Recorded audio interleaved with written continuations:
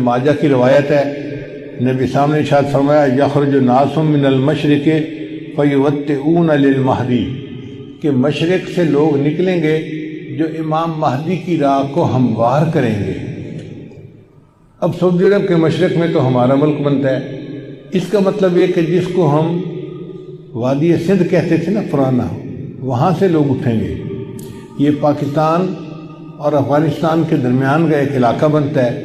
اللہ ایمان والوں کو یہاں سے اٹھائیں گے اور پھر وہ امام مہدی کے آنے کی راہ ہموار کریں گے۔ بیت المقدس 3 مرتبہ فتح ہوا۔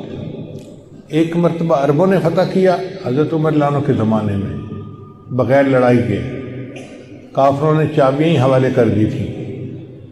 دوسری فتح پھر کردستان کا ایک نوجوان تھا جس کا نام تھا صلاح الدین ایوبی، اس نے صلیبی جنگیں لڑی اور کافروں سے بیت المقدس کو فتح کروا لیا۔ اب تیسری مرتبہ وہ پھر فتح ہوگا، اور ہمارا یہ گمان ہے کہ اللہ تعالیٰ یہ اعزاز پاکستان کے لوگوں کو عطا فرمائیں گے انشاءاللہ۔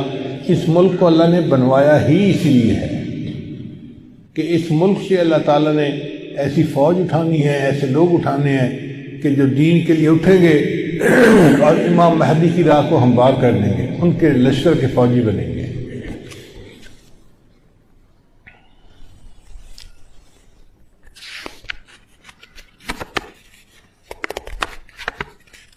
علامہ اقبال نے بہت خوبصورت شعر کہا ہے فارسی میں، خضر وقت از خلوت دشت حجاز آید بروں۔ خضر وقت سے مراد امام مہدی۔ خضر وقت از خلوت دشت حجاز آید بروں، کاروان زی وادی دور و دراز آید بروں۔ یعنی زی عظیم یہ کارواں جو ہے نا، یہ دور دراز سے آئے گا اور حجاز کے اندر آ کر یہ برآمد ہوگا۔ حدیث مبارکہ میں بھی ہے کہ امام مہدی آئیں گے مگر وہ چھپے ہوں گے، اپنے آپ کو چھپائیں گے۔ پہلے مدینہ طیبہ میں ہوں گے مگر وہ وہاں سے مکہ مکرمہ اس لیے آ جائیں گے کہ لوگ مجھے پہچان نہ لیں، چھپ رہے ہوں گے لوگوں سے کہ لوگ مجھے دیکھ نہ لیں، پہچان نہ لیں۔ لیکن جب مکہ مکرمہ میں وہ طواف کر رہے ہوں گے تو وہ حجر اسود کے قریب آئیں گے تو ایک غیب سے آواز آئے گی کہ لوگوں یہ مہدی ہیں، تم ان کی بیعت کر لو۔ تو لوگ ان کے ساتھ بیعت کر لیں گے اور پھر ان کے ساتھ ایک لشکر شروع ہو جائے گا۔ یہ لشکر ایسا ہوگا کہ جس نے بالآخر بیت المقدس کو فتح کرنا ہے۔ حدیث مبارکہ میں ہے کہ کالے جھنڈے یہ لے کر لوگ اٹھیں گے اور وہ اس کو جا کر بیت المقدس کے اندر گاڑیں گے، یعنی امام مہدی کے ہاتھ پہ اللہ تعالیٰ بیت المقدس کو فتح کروائیں گے۔ پھر امام مہدی موجود ہوں گے تو ان کی موجودگی میں حضرت عیسیٰ علیہ السلام بھی آئیں گے۔ دمشق کی ایک مسجد ہے، اس مسجد میں وہ نماز کے لیے کھڑے ہوں گے، تکبیر کہی جائے گی تو اتنے میں حضرت عیسیٰ علیہ السلام اس مسجد کے مینارے کے اوپر اتریں گے آسمان سے۔ تو امام مہدی ان کو کہیں گے جی کہ آپ نماز پڑھائیں، اور وہ امام مہدی کو کہیں جی کہ آپ نماز پڑھائیں۔ چنانچہ حضرت عیسیٰ علیہ السلام کے حکم پر امام مہدی نماز پڑھائیں گے۔ یہ اعزاز ملے گا ان کو کہ حضرت عیسیٰ علیہ السلام ان کے پیچھے نماز ادا کریں گے۔ اب حضرت عیسیٰ علیہ السلام نبی علیہ السلام کی شریعت کے مطابق یہاں پر زندگی گزاریں گے۔ یہ ان کے لیے بھی اعزاز کہ انہوں نے دعا مانگی تھی کہ اللہ مجھے اپنے محبوب کی امت میں ہونے کا شرف عطا فرما، تو اللہ نے ان کو آسمانوں پہ بلا لیا اور پھر اللہ ان کو دوبارہ بھیجیں گے تاکہ وہ اس شرف کو حاصل کر سکیں۔ پھر حضرت عیسیٰ علیہ السلام بیت المقدس آئیں گے، اتنے میں دجال بھی آ جائے گا۔ اب دجال جو ہے وہ پوری دنیا کے اندر کفر کو پھیلائے گا۔ اس کے پاس ٹیکنالوجی ایسی ہوگی کہ بارش برسے گی، کھیتیاں زیادہ ہو جائیں گی، پھل زیادہ ہو جائیں گے اور لوگ اس کے پیچھے لگ جائیں گے مادی وسائل کی وجہ سے۔ بلکہ حدیث پاک میں آتا ہے کہ اس کی پیروی کرنے والی عورتیں زیادہ ہوں گی، کیونکہ عورتوں میں مادیت پرستی زیادہ ہوتی ہے، چمک دمک ان کو زیادہ کھینچتی ہے، تو یہ دجال کے فتنے میں زیادہ گرفتار ہوں گی۔ پھر حضرت عیسیٰ علیہ السلام کو جب پتہ چلے گا تو وہ دجال کی پیچھا کریں گے کہ اس کو قتل کریں۔ اب دجال وہاں سے بھاگے گا، تو بھاگ کے کہاں جائے گا؟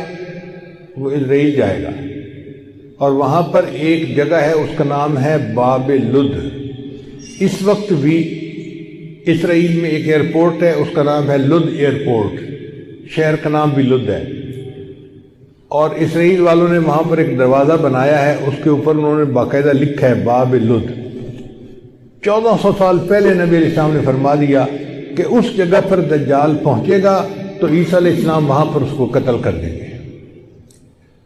بہت عرصہ میں یہ سوچتا رہا کہ دجال نے بھاگنا تھا تو کہیں پہاڑوں میں روپوش ہو جاتا، رشیا کے پہاڑ ہیں، دوسرے ملکوں میں پہاڑ ہیں، پہاڑی سلسلے تو بہت ہیں پوری دنیا میں، تو یہ مقام لد کا کیا معنی؟ بعد میں بات سمجھ میں آئی کہ لد کا جو ایئرپورٹ ہے نا وہ سپیس پورٹ بھی ہے، یعنی وہاں سے جہاز بھی اڑتے ہیں اور وہاں سے خلائی گاڑیاں بھی اڑ کے خلا میں جاتی ہیں۔ اس کا مطلب یہ کہ دجال یہ چاہے گا کہ میں لد پہنچوں اور وہاں سے سپیس شپ میں بیٹھ کے میں خلا میں چلا جاؤں، کیونکہ دنیا میں تو مجھے یہ نہیں چھوڑیں گے، تو میں یہاں دنیا سے چلا ہی جاؤں، تو اس کی کوشش یہ ہوگی کہ میں یہاں سے خلا میں چلا جاؤں، مگر اللہ تعالیٰ فضل فرمائیں گے اور عیسیٰ علیہ السلام اس کو اپنی فلائٹ لینے سے پہلے لد کے مقام پہ قتل کر لیں گے۔ پھر اس کے بعد عیسیٰ علیہ السلام بیت المقدس کے تخت پر بیٹھ کر پوری دنیا کے فیصلے کریں گے، پوری دنیا کی حکومت عیسیٰ علیہ السلام کے ہاتھ میں ہوگی۔ پھر عیسیٰ علیہ السلام صلیب کو توڑیں گے اپنے ہاتھوں سے، اور پھر یہود و نصارہ میں جو ان کی مخالفت کرے گا اس کو قتل کریں گے، حتیٰ کہ ایک ایسا وقت آئے گا کہ پوری دنیا میں ایک بھی بندہ غیر مسلم نہیں رہے گا، سارے مسلمان ہوں گے۔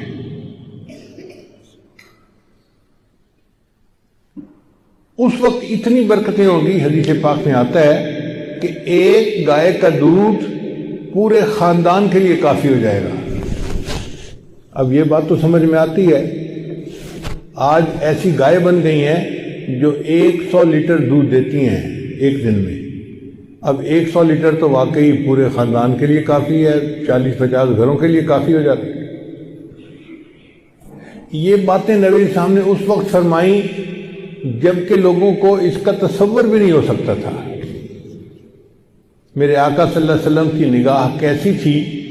یہ نگاہ نبوت تھی جو بہت دور دیکھ لیتی تھی، کہ 1400 سال پہلے بیٹھ کر ایسی باتیں کی جیسے آج اپنی آنکھ سے دیکھ کے کوئی بندہ بات کر رہا ہوتا ہے۔ پھر عیسیٰ علیہ السلام فوت ہو جائیں گے، اور اس کے بعد جو بگاڑ آئے گا نا وہ پرماننٹ بگاڑ ہوگا، اور اس کے بعد پھر قیامت قائم ہوگی علی شرار الناس، ان لوگوں پر جو سب سے زیادہ شریر لوگ ہوں گے۔ تو ایسے لگتا ہے حالات سے کہ قیامت کے بڑی بڑی نشانیاں پوری ہو گئیں، اب امام مہدی کے آنے کا وقت بہت قریب ہے۔ یہ جو حالات میں اتنی بڑی تبدیلی نظر آ رہی ہے نا، یہ کسی